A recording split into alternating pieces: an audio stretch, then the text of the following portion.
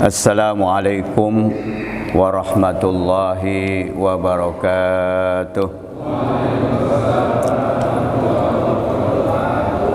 Bismillahirrahmanirrahim. Innal hamdalillah nahmaduhu wa nasta'inuhu wa nastaghfiruh wa nastahdi wa na'udzu billahi min syururi anfusina wa min sayyiati a'malina. Man yahdihillahu fala mudilla lah wa may yudlilhu fala hadiya lah. Asyhadu an la ilaha illallah wahdahu la syarika lah al-khaliqul ma'bud wa asyhadu anna Muhammadan abduhu wa rasuluh as-sadiqul mahmud. Ballaghar risalah wa addal amanah wa nasahal ummah wa tarakahum ala mahajjatil bayda kitaballah wa sunnata rasulih. Allahumma salli ala sayyidina wa habibina wa syafi'ina wa maulana Muhammad wa ala alihi wa ashabihi wa tabi'ina wa tabi'it tabi'in wa man tabi'ahum bi ihsanin ila yaumiddin.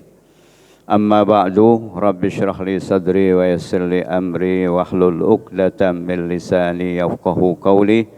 Subhanaka la ilma lana illa ma 'allamtana innaka antal alimul hakim. Rabbana zidna ilman wa alhiqna bis salihin. Al-Fatihah. Allah yaftahu alaina futuhal arifin wa yufaqqihuna fid din wa yarzuquna kamal ikhlas wal yakin. Bismillahir arwahil ulama'il amilin wa masyayna fid din wa waliday hadina fi masjid Nurul Jannah wa ila dhami man awqafa amwalahum fi bina'ihi wa ilal muallif hadzal kitab syai'ulillahi lahumul Fatihah.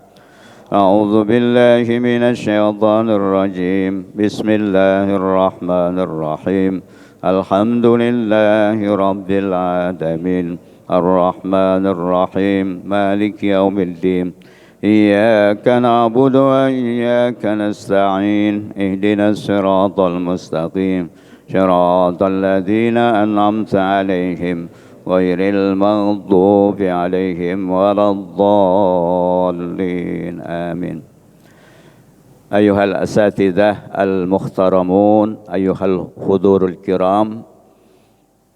Pertama-tama mari kita panjatkan puji syukur kehadirat Allah Subhanahu wa taala. Alhamdulillah pada pagi hari ini kita dapat berjumpa kembali di tempat yang mulia ini untuk melaksanakan kewajiban yang mulia pula, yaitu salat subuh berjamaah, dan kita lanjutkan dengan thalabul ilmi. Mudah-mudahan kehadiran kita mendapat ridha Allah Subhanahu wa taala serta mendapatkan ilmu yang bermanfaat. Salawat dan salam semoga Allah melimpahkan kepada junjungan kita baginda Rasulullah sallallahu alaihi wasallam. Mudah-mudahan kita dapat mengikuti sunnah-sunnahnya, ajaran-ajarannya, sehingga kelak kita mendapat syafaatul uzma di yaumil qiyamah. Amin ya rabbal alamin. Para jamaah sekalian, pada pertemuan terakhir 3 bulan yang lalu ya, bulan 6, kita membahas pada waktu itu karena menjelang Idul Adha, yaitu tentang kurban. Pagi ini kita akan membahas topik lain, yaitu tentang adabul walimah, etika atau adab walimah. Karena sekarang udah rame nih musim kawinan gitu. Ya. Jadi ada etika adab dalam walimah, baik dari segi penyelenggaranya, sahibul hajatnya, maupun dari segi para undangannya, dan juga kondisi dan situasi di mana walimah itu diselenggarakan. Nah, tentu secara nas hadis Rasulullah SAW yang sangat singkat sering kita dengar. Beliau bersabda, aulim walau bisyad. Jadi laksanakanlah walimah. Walimah kalau orang kita disebutnya adalah apa? Kriaan, hajatan. Kalau sekarang lebih keren lagi pesta. Udah lebih ini lagi.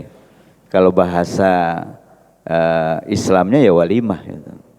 Ya, karena walimah itu adalah makanan yang disediakan untuk orang yang hadir pada acara walimah. Kata Rasulullah, aulim walau bisyad. Jadi selenggarakanlah walimah itu walaupun dengan hanya menyembelih seekor kambing. Nah, kita akan baca surat Al-Ahzab ya. Surat Al-Ahzab ayat 53. Firman Allah Subhanahu wa taala, a'udzubillahi minasyaitonir rajim. Ya ayyuhalladzina amanu la tadkhulu buyutan nabi illa an yu'dzana lakum ila ta'amin ghairi nadirina inahu walakin idza du'itum fadkhulu fa idza ta'imtum fantashiru wala musta'nisina lihaditsin inna dzalika kana yu'dzin nabiyya fayastahyi minkum wallahu la yastahyi minal haqq wa idza sa'altumuhunna mata'an fas'aluhunna min wara'i hijab dzalikum athharu liqulubikum wa qulubihinna wa ma kana lakum an tu'dhu Rasulullah sallallahu alaihi wasallam wala an tankihu azwajahu min ba'dihi abadan inna dzalikum kana indallahi azima in tubdu syai'an aw tukhfuhu fa innallaha kana bikulli syai'in alima. Shadaqallahul azim. Surat Al-Ahzab ayat 53, firman Allah. Pertama, ya ayyuhalladzina amanu. Ini namanya khitab, seruan, panggilan.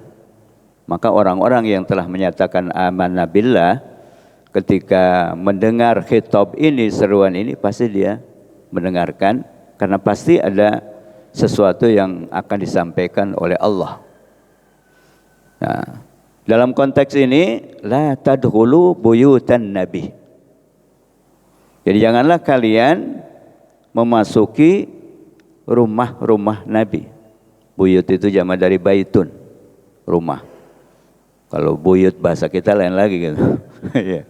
Orang buyutan gitu. Nah, jadi baitun jamaknya buyut. Jadi janganlah kalian memasuki rumah-rumah Nabi. Illa an yu'dzana lakum ila ta'amin ghairu nazirina inahu. Kecuali kalau engkau atau kalau diizinkan untukmu, maksudnya diundang kamu sekalian ila ta'amin, untuk undangan makan. Ghairi nazirina inahu, tidak menunggu hidangan sedang dipersiapkan. Nah, ini kan nanti perlu tafsir apa maksudnya. Ini secara harfiah dulu. Jadi yang pertama, Allah menegaskan atau melarang para sahabat Rasulullah masuk ke rumah beliau kecuali kalau diundang untuk makan, dan juga undang datangnya jangan kecepatan. Makanan belum matang udah nungguin aja gitu kan. Itu ghairu naziri inahu. Itu yang pertama. Walakin idza du'itum fadkhulu. Tapi kalau memang kalian diundang, ya silakan masuk. Maka ada istilah kita apa? Tamu tidak diundang. Ya nggak boleh, nggak diundang datang. Kecuali kalau ada kematian misalnya. Nah, idza du'itum fadkhulu. Kalau kalian diundang, ya silakan masuk. Ini penjelasan dari bagian sebelumnya. Fa idza ta'imtum fantashiru. Kalau sudah selesai santap makanannya, menyantap makanannya, ya udah pulang lagi, fantashiru. Bertebarlah kalian, bertebaranlah kalian, maksudnya kembali lagi. Wala musta'nisina lihadisin. Jangan kebanyakan ngobrol. Makan udah selesai masih ngobrol aja lewat tengah malam misalnya. Iya, wala musta'nisina lihadisin. Jadi jangan bersenang-senang ngobrol. Inna dzalikum kana yu'dzin nabiyya fayastahyi minkum.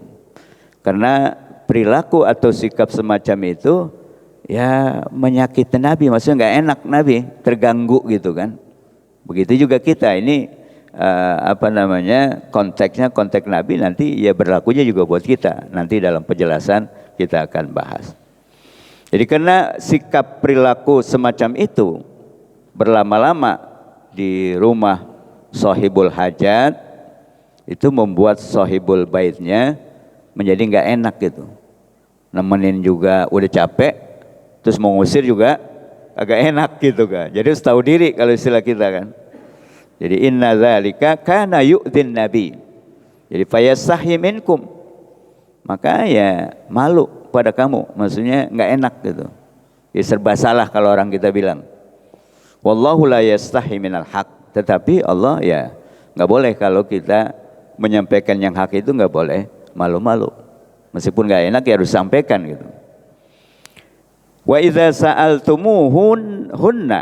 Nah, ini udah konteks yang berbeda tapi masih kaitannya dengan jamuan.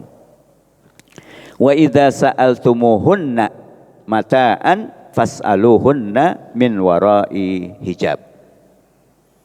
Jadi kalau kamu memohon sesuatu, hunna, kalau hunna kan dhamir jama untuk muannas, orang ketiga jama muannas perempuan. Jadi mereka itu kalau laki-laki kan hum, tapi kalau perempuan hunna.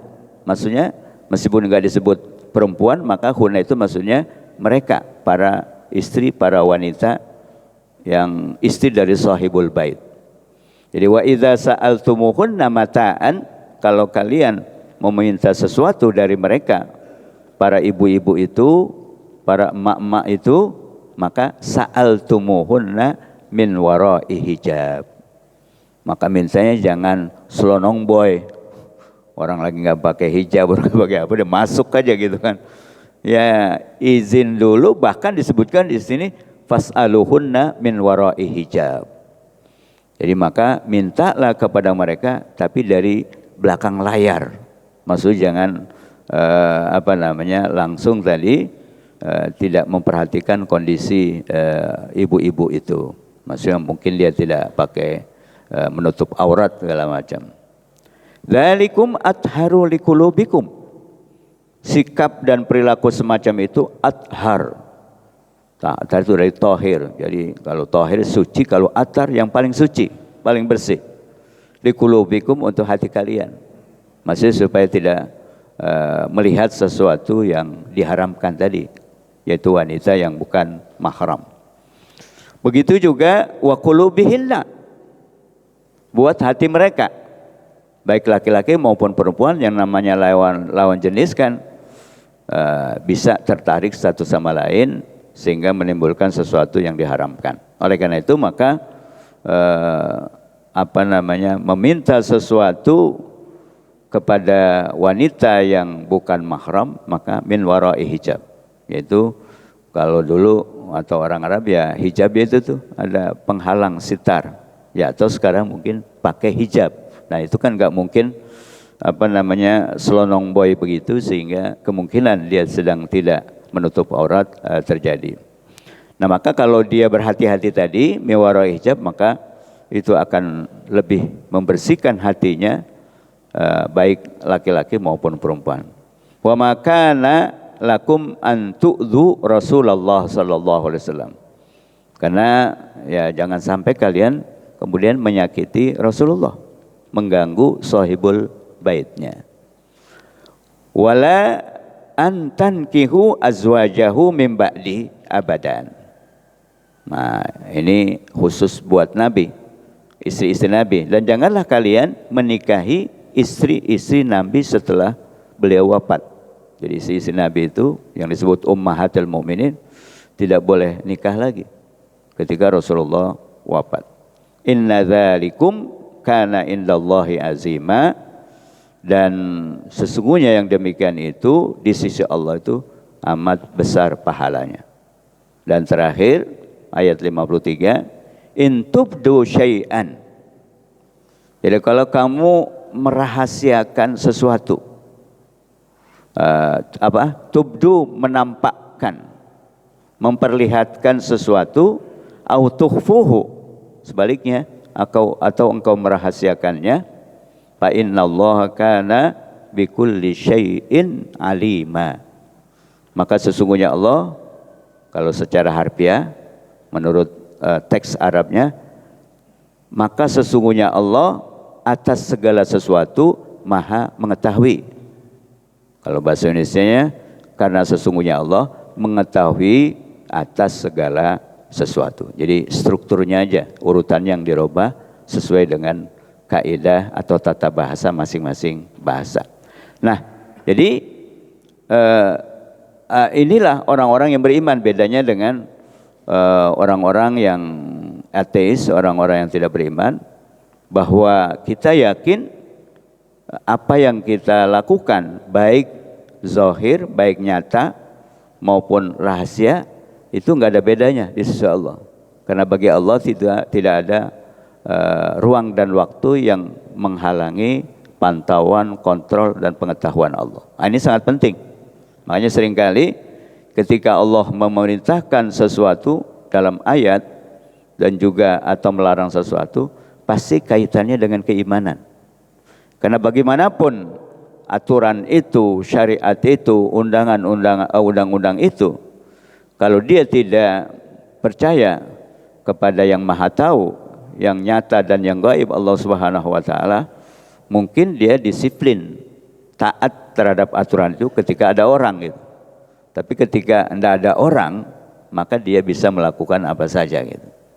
Nah, sekarang lumayan udah ada apa namanya, yang kamera pemantau gitu kan. Iya. Nah, itu udah mendingan karena nanti akan ketahuan kan. Nah, apalagi kalau orang beriman dengan pantauan Allah.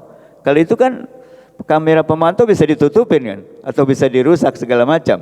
Tapi kalau pantauan Allah, kontrol Allah, pengetahuan Allah nggak bisa. Nah, maka keimanan itu sangat efektif untuk mencegah, membentengi seorang untuk melakukan hal-hal yang dilarang oleh syariat. Kenapa? Karena dia yakin meskipun nggak ada orang yang lihat, pasti Allah senantiasa melihat. Kenapa? Karena bagi Allah itu baik yang nyata maupun yang rahasia nggak ada bedanya. Bahkan dikatakan fa innallaha kana bikulli syai'in alima, bahwa Allah itu maha mengetahui segala sesuatu. Artinya nggak ada yang tidak diketahui oleh Allah Subhanahu wa ta'ala. Nah, jadi kalau kita membaca ayat-ayat Al-Quran itu, baik perintah atau larangan, selalu dikaitkan dengan ini, keimanan. Karena kita kan jarang membahas tentang pelajaran tentang iman gitu. Kita kan belajar biasanya kebanyakan fikih gitu kan. Nah, sehingga kalau fikih saja tanpa dilandasi dengan keimanan, itu bahaya gitu. Sehingga kalau di masjid rajin sholat qobliyah ba'diyahnya, tapi kalau di rumah malas gitu kan. Ya, nah itu ada sedikit unsur yang bisa mengganggu ibadah kita. Kenapa? Yaitu karena keyakinan dan keimanan kita terhadap sifat Allah yang disebut tadi aliman, barangkali masih kurang mantap. Nah, itu bagian dari akidah. Jadi akidah. Kenapa? Ya karena apa yang kelihatan seperti yang kita lakukan ini kan itu furuknya, cabangnya. Dan akidah itu yang mendorong kita untuk hadir dan melakukan ini, itu di dalam hati masing-masing. Dan itu tidak ada yang mengetahui kecuali Allah Subhanahu wa ta'ala. Nah, para jamaah sekalian, secara tekstual kita bisa simpulkan ayat ini. Nanti dalam implementasi atau penerapannya kita akan lebih kaji lagi tentang penjelasannya. Yang pertama adalah ini kaitan kasus ini terhadap keluarga Nabi, bahwa Allah Subhanahu wa ta'ala melarang para sahabat Rasulullah SAW masuk ke rumah-rumah Nabi tanpa seizin atau tanpa diundang. Kecuali kalau memang diundang untuk makan dan lain sebagainya, maka silahkan masuk, jadi boleh masuk. Jadi kemudian kalau sudah masuk ke rumah dan sudah melaksanakan apa yang menjadi tujuan undangan, dalam konteks undangan makan, maka kalau sudah selesai makan ya sudah keluar, jangan berlama-lama ngobrol, karena itu menyakiti Nabi, perasaan Nabi, dan beliau jadi serba salah. Tetapi itu harus dijelaskan, karena itu kebenaran yang tidak boleh disembunyikan. Nah, kemudian yang kedua, antara hubungan laki dan perempuan yang bukan mahram itu ada hijab, ada penghalang yang tidak boleh dilanggar, yaitu maksudnya menutup aurat. Sehingga kalau seseorang sebagai tamu untuk bisa meminta sesuatu kepada wanita-wanita yang ada di rumah itu, ya tidak boleh selonong boy. Dia ada di ruang tamu, masuk ke dapur, masuk ke ujuk-ujuk tiba-tiba ada tuan rumah, istri yang tidak berhijab atau tidak menutup aurat. Nah, itu sebagai antisipasi untuk tidak terjadi itu, maka tadi mewarail hijab, dan itu lebih membersihkan hati baik laki-laki maupun perempuan. Dan sekali-kali kita tidak dibolehkan untuk menyakiti perasaan Nabi, dan juga umat Islam, para sahabat Rasulullah tidak boleh menikahi istri Nabi sewafatnya Nabi. Dan hal itu adalah sesuatu yang amat besar di sisi Allah. Kemudian yang terakhir, bahwa apapun yang kita lakukan, baik yang nyata maupun yang rahasia, itu tidak ada yang luput dari pengetahuan Allah Subhanahu wa Ta'ala. Nah, itu konteks hadisnya, konteks ayat itu pemahamannya semacam itu. Tentu suatu kasus yang terjadi yang dijelaskan di dalam Al-Quran itu tidak hanya berlaku untuk kasus itu, sehingga ada kaidah usul fikih yang mengatakan al-ibratu bi umumil lafzi la bi khususis sabab.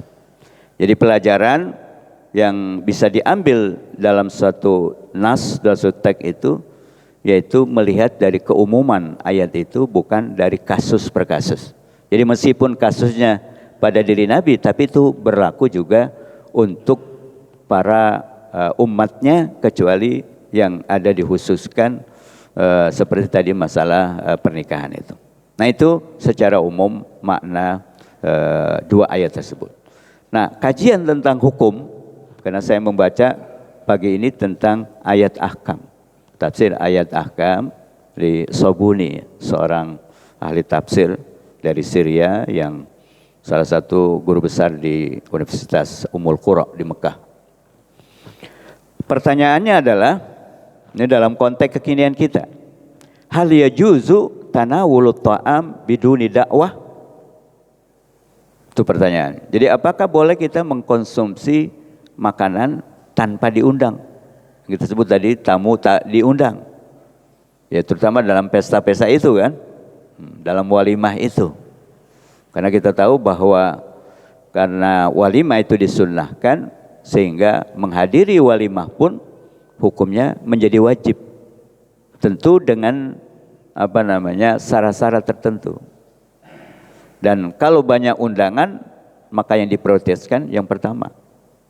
Kalau misalnya lagi banyak undangan. Nah, jadi hukum menghadiri walimah itu hukumnya wajib, tapi ada catatan. Catatannya apa? Tadi, kalau di tempat walimah itu tidak ada sesuatu yang diharamkan oleh agama. Sehingga kalau ada sesuatu yang diharamkan di situ dan kita tidak bisa mencegahnya, maka itu menjadi makruh. Kalau kita terlibat di dalamnya, dalam keharaman itu, justru menjadi haram gitu kan menghadirinya. Nah, itu jadi hukumnya beragam sesuai dengan situasi dan kondisi. Nah, pertanyaan pertama adalah apakah boleh orang mengkonsumsi makanan tanpa diundang?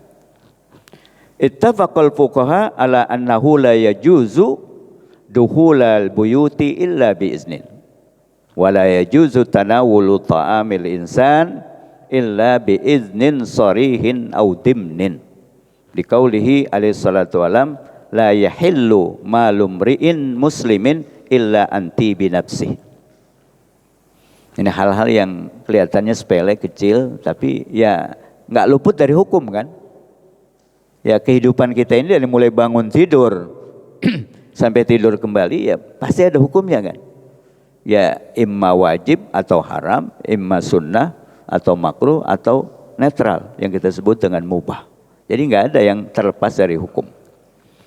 Jadi para ulama sepakat, ittafaqa al-fuqaha, terutama ahli fikih. Sepakat dalam hal apa? Annahu la yajuzu dukhulul bait wal buyuti illa biizin. Jadi kita nggak boleh masuk ke rumah orang lain tanpa seizinnya.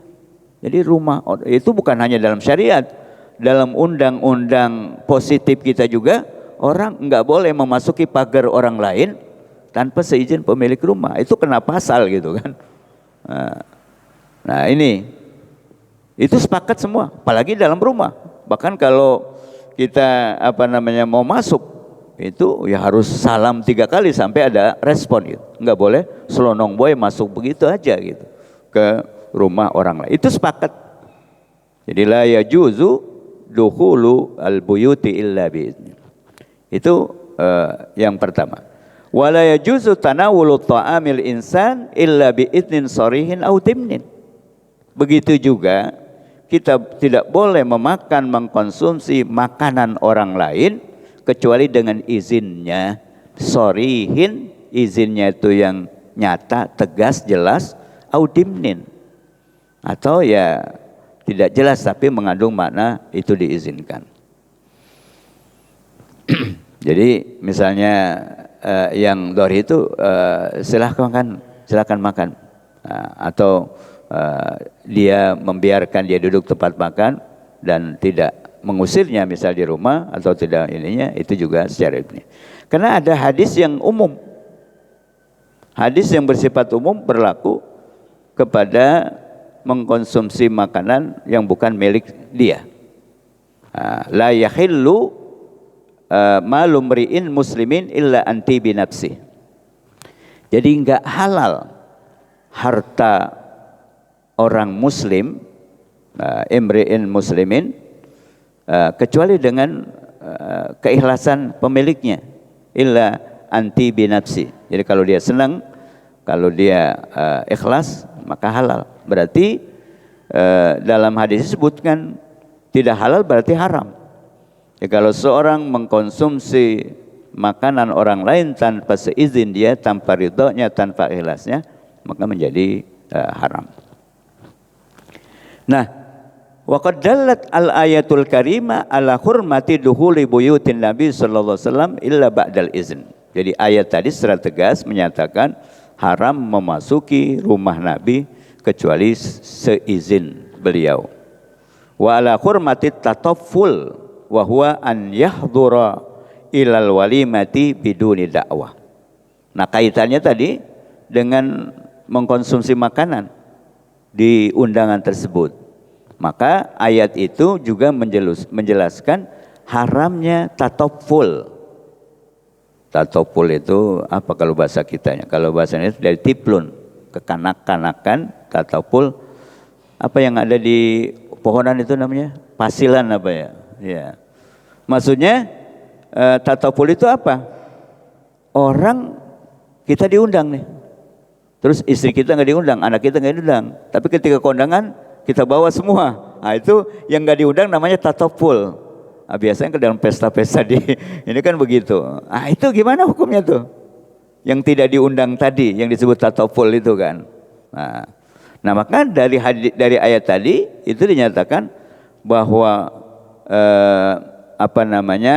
orang yang tidak diundang kemudian hadir dalam jamuan makan, maka itu disebut orang tatafful atau tufaili, pasilan gitu. Maka itu haram hukumnya mengkonsumsi makanan yang disediakan. Nah, kecuali tadi sahibul bait memang mengundang Ahmad Muradi sekeluarga misalnya dengan istri. Berarti diundang juga istrinya kan, keluarga. Tapi kalau yang diundang cuma dia, nanti sekeluarga diajak.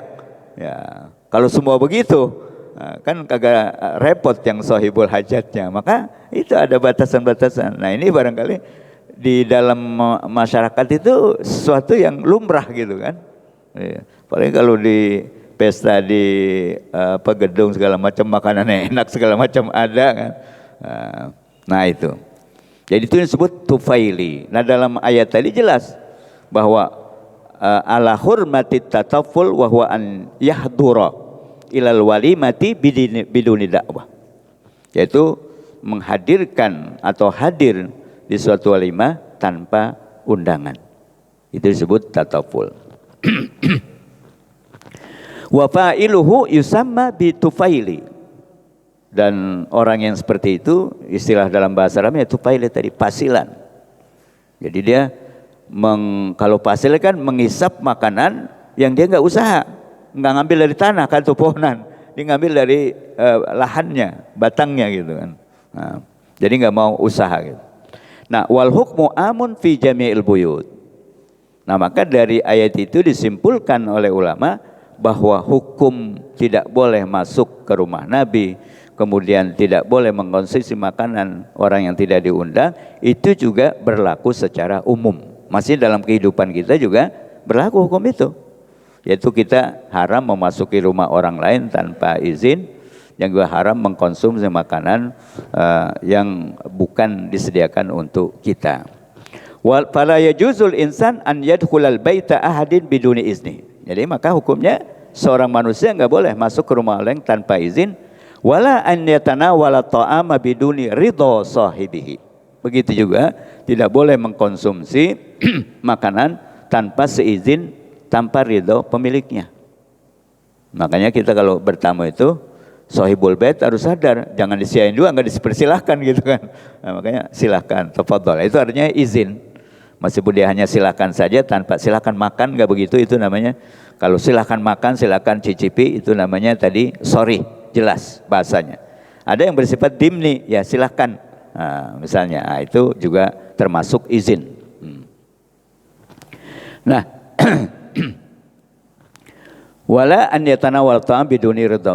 Wa hadza adabun rafi'un minal adabil istimaiyah allati arsyada ilaihal Islam. Dan inilah etika adab yang sangat tinggi dalam Islam, dalam kehidupan bermasyarakat, kehidupan sosial dalam Islam yang diajarkan oleh agama kita, agama Islam. Nah, itu yang pertama. Nah, kemudian juga ada selain ayat tadi ada hadis Rasulullah SAW yang diriwayatkan oleh Ibnu Abbas. Kana nasu yatahayyanuna ta'amahu alaihi salatu wassalam fayadkhuluna alaihi qabla ta'am wa yantaziruna ila an yudrika summa yaquluna wa la yakhrujun fakana Rasulullah SAW yata'adza bihim fanazalat hadhihi al-ayah.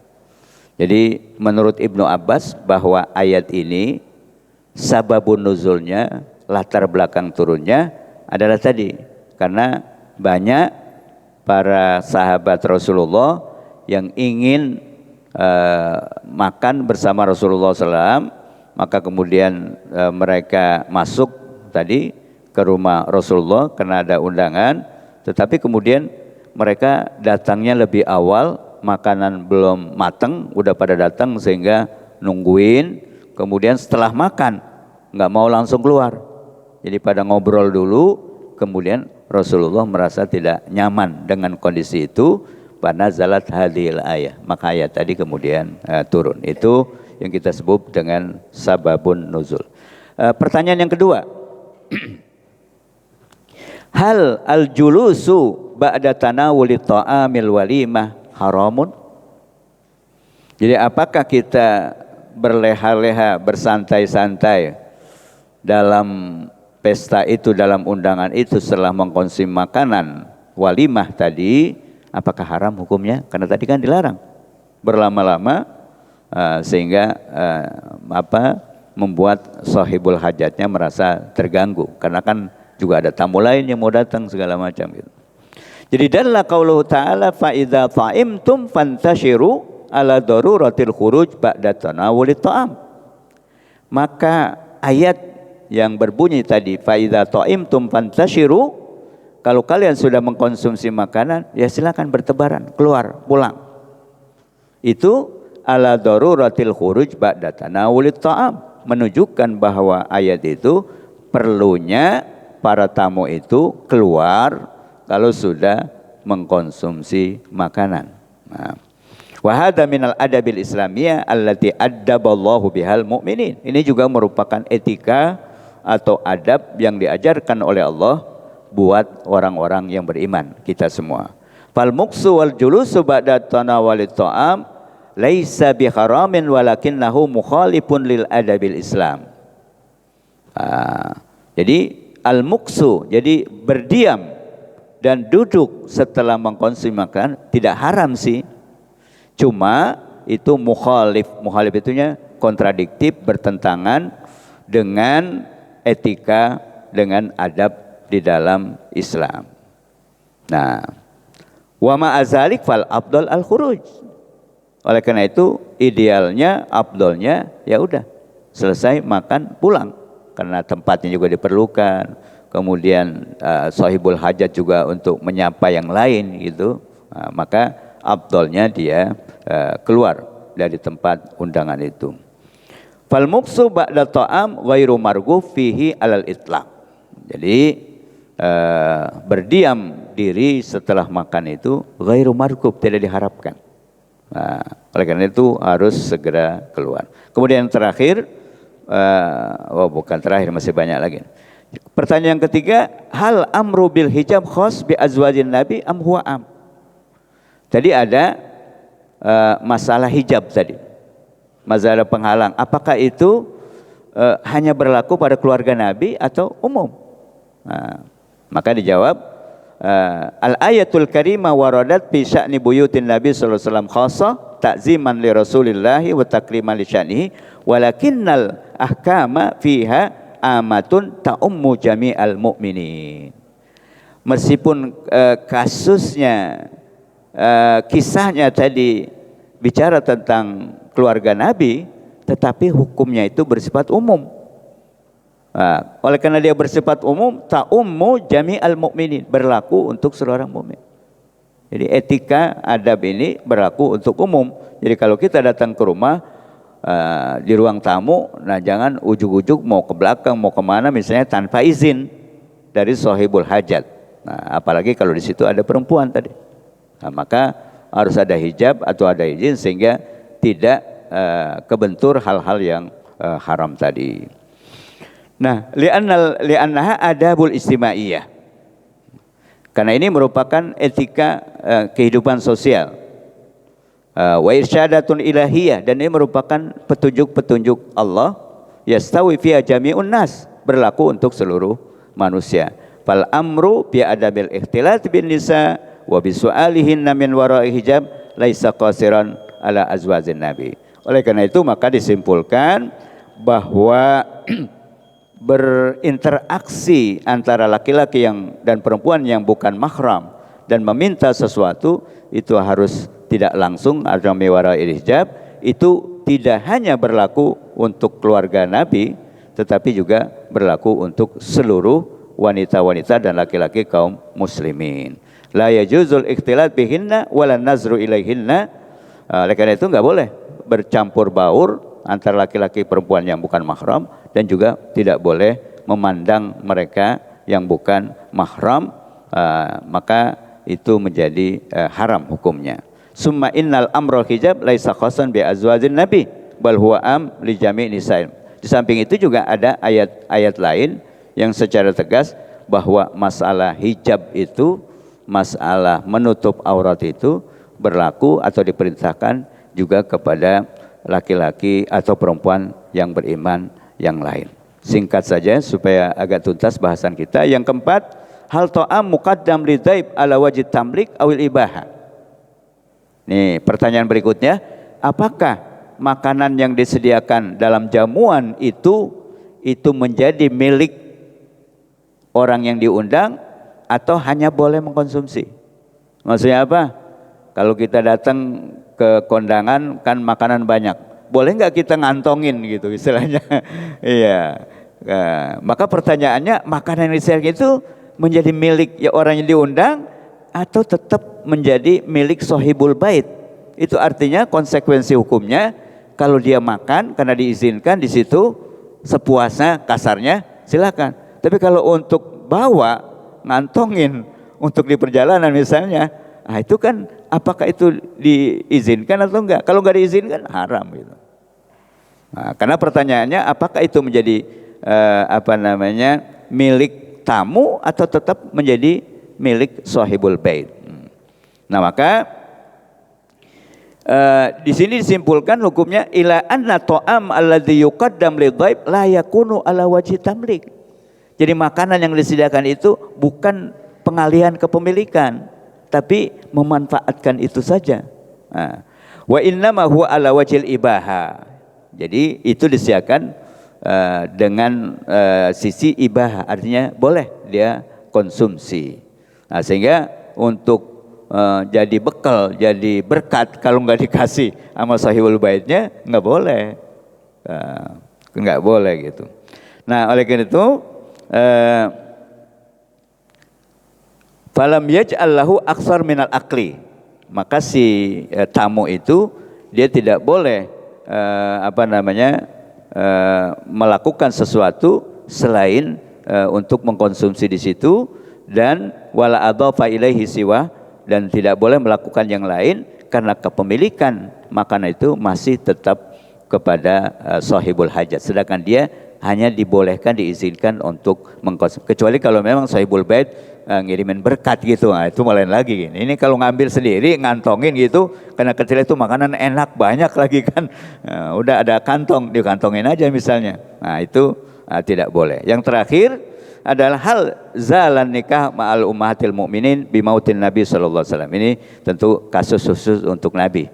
Jadi tadi disebutkan dalam ayat bahwa wanita atau istri-istri Rasulullah itu setelah wafatnya Rasul itu tidak boleh dinikahi oleh para sahabat, kecuali dalam kasus ada wanita yang dicerai semasa hidup Rasul, kemudian itu nikah kepada orang lain boleh, tapi kalau sewafatnya Nabi maka tidak boleh. Nah, itu pula mungkin ada di sekelompok masyarakat kita, ada kelompok yang tidak boleh nikah perempuannya dengan lain gitu. Nah, tapi itu bukan secara hukum syar'i, karena ini khusus pada diri keluarga Nabi Sallallahu Alaihi Wasallam. Saya kira itu para jamaah sekalian. Jadi intinya bahwa melaksanakan walimah itu sangat dianjurkan. Yang kedua, bahwa untuk penyelenggaraan walimah itu orang yang diundang wajib menghadirinya apabila di tempat itu tidak ada sesuatu yang haram. Nah, jamuan yang disediakan untuk para tamu itu bersifat izin, ibahah, bukan kepemilikan. Oleh karena itu kita tidak boleh melakukan sesuatu selain untuk mengkonsumsi saja tanpa seizin dari sahibul hajat. Dan yang terakhir khusus untuk keluarga Nabi, bahwa istri-istri Nabi sewafat Rasulullah itu tidak boleh dinikahi oleh laki-laki lain, termasuk oleh para sahabat Rasulullah. Wallahu a'lam bishawab. Silakan kalau masih ada waktu, ada yang mau bertanya, ya silakan. Assalamualaikum.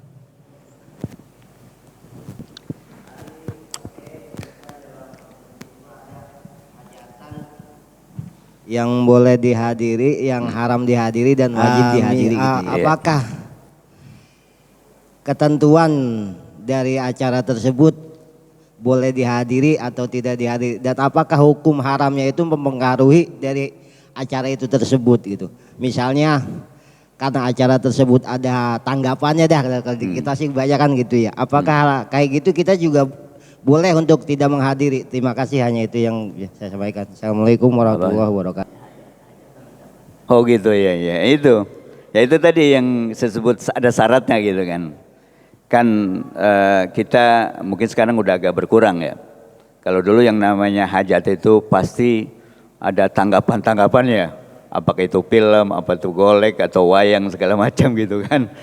Ya kalau dulu itu kan ya seperti itu, karena orang biasanya melakukan itu di rumah-rumah, tanah masih luas, ada bikin tenda segala macam gitu kan, begitu.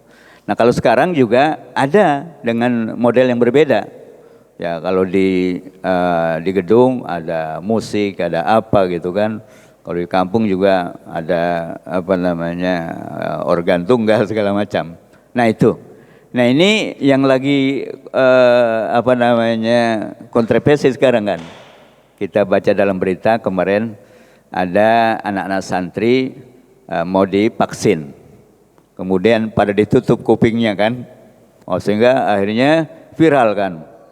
Yang menuduh kemudian ini calon-calon ekstremis gitu kan. Kenapa? Yaitu karena di tempat itu ada musik.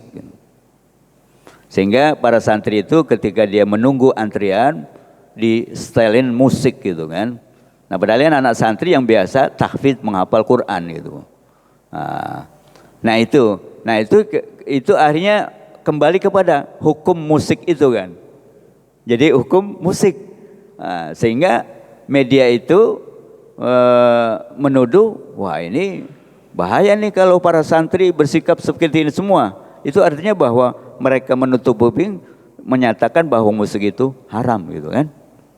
Padahal mereka ingin hafalannya tetap kuat segala macam, mungkin dijelaskan oleh guru seperti itu sehingga akhirnya jadi viral sampai sekarang ini kan. Nah memang masalah musik itu ya hukumnya ya seperti itu. Kalau musik-musik itu membuat orang menjadi lupa kepada Allah, apalagi sampai melupakan kewajiban, itu jelas haram. Apapun model musiknya kan. Jadi kalau dengan musik itu kemudian kita lupa kepada Allah, maka itu menjadi haram.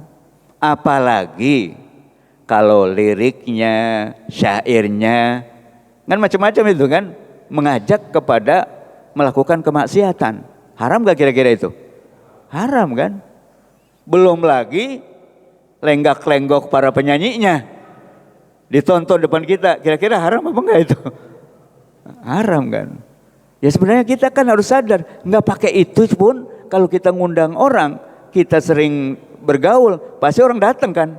Jadi orang datang itu bukan untuk nonton itu, yang nonton itu justru bukan orang yang mau kondangan kan. Jadi apa untungnya kan? Nah itu kalau kondisinya semacam itu, maka menjadi tidak wajib kan. Menjadi tidak wajib kita hadir. Ya, menjadi tidak wajib kita hadir. Nah ini barangkali yang hal-hal yang kelihatannya sepele, tapi kita belum kaji dari segi hukumnya kan. Ya, sekarang kebetulan lagi viral itu kan, sampai berapa hari itu dibahas itu. Ya sebenarnya kalau Anda tidak percaya dengan hukum itu, ya silakan aja, tapi jangan kemudian menuduh orang yang konsisten dengan syariat gitu kan, lebih berhati-hati kemudian dibilang wah ini ekstremis gitu kan. Ya ekstremis, karena kalau dari segi manfaatnya apa sih gitu kan. Apa sih gitu kan. Nah bagi kita orang-orang yang beriman. Nah oleh karena itu tadi ya sangat terkait dengan di tempat di mana diselenggarakan undangan itu. Kalau memang ada hal-hal yang semacam itu, ya paling enggak makruh dah gitu kan. Kalau enggak baik, tapi kalau sudah banyak disediain minuman keras segala macam, kan mustahil kalau di hotel-hotel di mana itu kan hal-hal yang haram itu disediain gitu. Nah itu bisa jadi jatuh kepada haram. Nah ini barangkali jamaah sekali yang perlu kita. Jadi hukum Islam itu mengatur segala aspek kehidupan gitu. Ya jangan kita merasa wah udah sholat, udah ngaji, udah beres saja udah ya. Ya masih banyak hal-hal yang perlu kita luruskan, disesuaikan hukumnya. Maka hari ini harus lebih baik dari kemarin, besok harus lebih baik dari sekarang. Jadi jangan stagnan begitu aja gitu. Tidak melihat dari segi hukum. Saya kira seperti itu. Wallahu a'lam bishawab. Cukup? Ya, silakan. Assalamualaikum warahmatullahi wabarakatuh. Masalah hijab tadi Pak Ustadz. Jadi kan kalau ada acara kawinan tuh kita bercampur baur antara laki dan perempuan. Apakah perlu dibuat tempat makan yang khusus untuk laki dan perempuan supaya terpisah? Itu aja, makasih Pak Ustadz. Assalamualaikum warahmatullahi wabarakatuh. Iya. Ada memang yang saklek begitu. Ya ada di beberapa tempat kita datang, di apa itu di rumah, apa itu di gedung. Jadi ini buat laki-laki, ini buat perempuan gitu kan, sebelah sini. Itu idealnya memang begitu gitu kan. Apalagi kalau di Arab ya pasti pesta perempuan semua, laki-laki semua. Dan tentu kalau di tradisi kita ya mungkin agak ekstrim juga begitu kan. Yang penting ya jangan ini aja. Misalnya kita harus tahu diri nih tempat ada orang, ada segala macam, kita jangan bergabung ke situ gitu kan. Dan biasanya kan kalau yang hadir dalam undangan itu kan biasanya dengan keluarga, ya maka suami istri ya dia tetap bergabung dengan meja atau tempat yang disediakan buat mereka. Nah tentu selagi wanita-wanita yang hadir ke tempat walimah itu menjaga auratnya, yaitu tidak mengapa gitu kan. Jadi tidak mesti harus dipisah seperti itu. Yang penting masing-masing kita, laki perempuan itu yang bukan mahramnya, ya jangan duduk atau saling memandang satu sama di dalam satu lokasi atau di satu meja misalnya. Nah, kita tinggal pilih aja kan, kan banyak alternatif. Nah seperti itu. Nah kalau idealnya seperti tadi dan itu kan tidak biasa di masyarakat kita, maka dicap ini lagi gitu kan, ekstrim. Tapi karena kita tahu hukum kan, kalau masing-masing menutup aurat kan sebenarnya tidak masalah gitu kan, tidak masalah dan tidak terlalu berlebihan dalam bersolek misalnya yang membuat ketertarikan jenis lain. Nah itu justru tujuan dari hijab itu kan begitu, supaya orang yang bukan mahramnya tidak melihat, tidak memandang wanita yang bukan mahram tanpa hijab. Saya kira yang penting hadir dalam bentuk menutup aurat, kemudian cari lokasi yang sesuai. Nah itu sudah bisa kita menerapkan hukum ini. Cukup ya? Baik. Satu lagi. Satu lagi Pak Kiai. Saya mau tanya. Ini Kiai sekarang kan kalau nikahan sering di masjid. Karena mungkin rumahnya sempit atau apa gitu. Cuma dari pengurus masjid misalkan ngelihat ada busananya non busana yang enggak syar'i lah gitu ya. Ada yang buka aurat atau ada wanita-wanita yang haid, ada ikhtilat di dalamnya. Itu bagaimana Kiai? Apakah kita nih yang pengurus masjid lah tetap mengizinkan atau misalkan di luar aja gitu. Terus yang kedua, kalau walimatul arus itu tadi kan kita nggak boleh datang tuh kalau nggak diundang. Kalau walimah yang lain gimana? Misalkan ada walimatul hitan, walimatul safar, walimatul tasyakur misalkan. Ada orang selamatan kan ngundang makan juga kayak ya. Terus tapi kita nggak diundang. Ada temen ente diundang enggak? Ayo udah kita datang ke sono. Akhirnya kan kita datang. Itu walimatul tasyakur. Dan yang terakhir, Nabi Adam itu nikah sama Ibunda Hawa, maharnya katanya sholawat. Itu bagaimana Kiai? Ya. Terima kasih.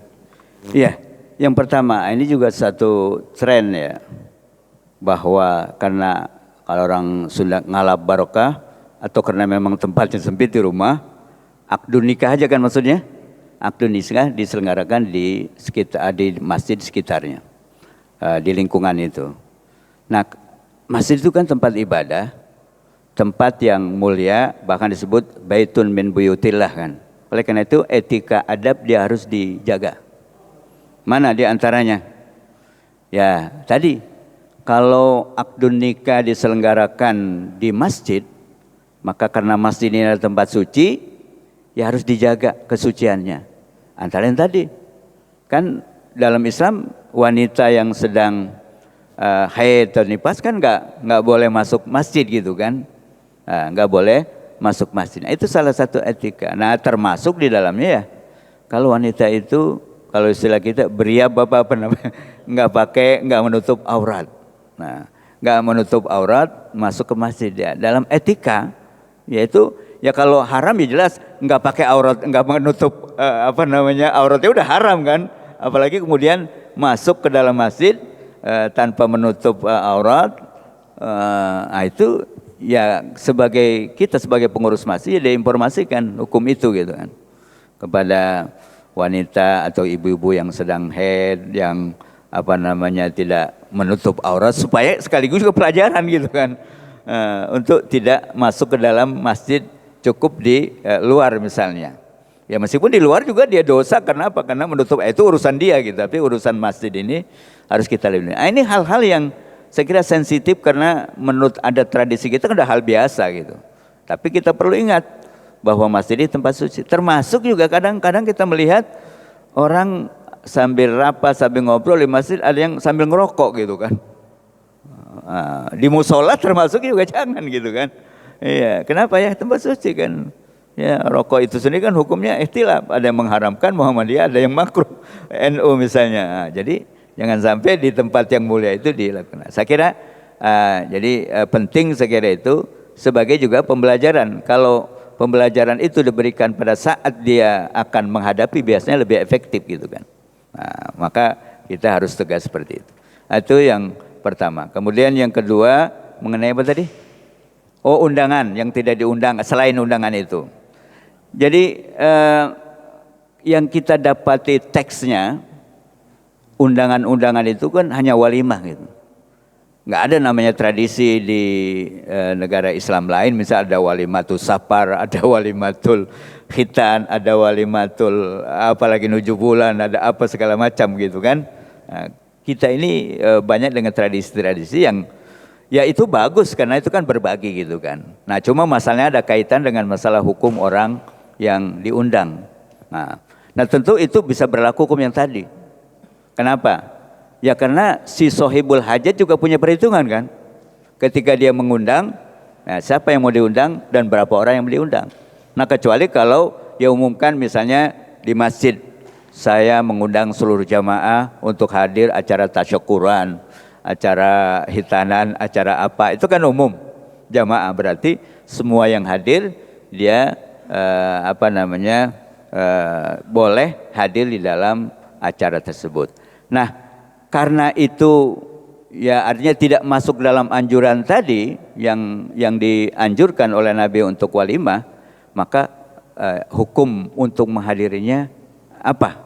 Ya tentu tidak sampai seperti hukum menghadiri walimah tadi, karena memang itu kan nggak ada perintah untuk melakukan walimah selain yang diperintahkan ya tadi aulim walau bisyat itu kan. Nah sedangkan yang lain tidak ada perintahnya, itu artinya mubah saja gitu. Jadi boleh kita menghadiri atau tidak menghadirinya. Saya kira itu. Yang terakhir tadi, saya belum baca itu mengenai mahar antara Nabi Adam dan Nabi Hawa. Nanti saya cari kisahnya gitu. Tapi cukup ya. Baik jamaah sekalian, demikian kajian kita pada pagi hari ini. Mudah-mudahan menambah wawasan dan mudah-mudahan kita memperbaiki diri kita, keluarga kita dan masyarakat kita.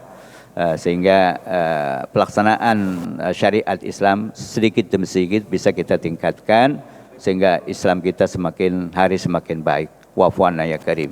Rabbana anfa'na bima 'allamtana, Rabbi 'allimna alladzi yanfa'una, Rabbi faqihna wa faqih ahlana wa qarabatin lana fi dinina. Allahumma inna nas'aluka ilman nafi'ah wa amalan salihah wa rizqan wasi'an halalan thayyibah. Allahumma inna na'udzubika min ilmin la yanfa' wa min qalbin la yahsha wa min nafsin la tashba wa min du'ain la yustajabu lah. Allahumma arinal haqqa haqqan warzuqna tiba'ah wa arinal batila batila warzuqna tinabah. Allahumma ja'alna mimman yastami'una al-qawla wa yattabi'una ahsanah. Rabbana atina fid dunya hasanah wa fil akhirati hasanah wa qina adzabannar. Walhamdulillahi rabbil alamin. Subhanakallah bihamdika asyhadu an la ilaha illa anta astaghfiruka wa atubu ilaik. Wassalamualaikum warahmatullahi wabarakatuh.